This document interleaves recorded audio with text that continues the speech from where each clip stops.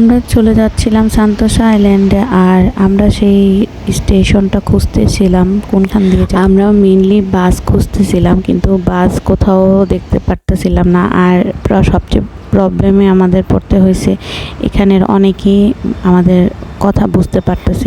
অনেক কষ্টে পাওয়া গেল আমাদের মেট্রো স্টেশনটা। তো মেট্রো স্টেশনে যাওয়ার পরে টিকিট নিলাম। দেন টিকিট নেওয়ার পরে এটা ছিল মনোরেল দিয়ে একবারে সান্তোসা আইল্যান্ড যায়। দেন আমরা টিকিট কেটে দেন চলে গেলাম। কত দিয়ে টিকিটটা কেটেছিলাম সেটা আমার সঠিক মনে আসছে। প্রচুর ভিড় ছিল।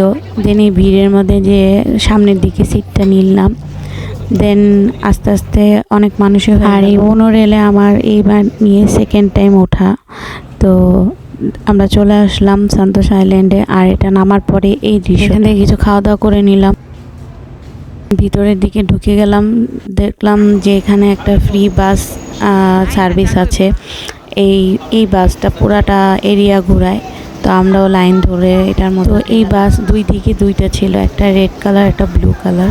তো আমরা ব্লু কালারটার মধ্যে উঠে গেলাম। আর অনেক ভিড় ছিল।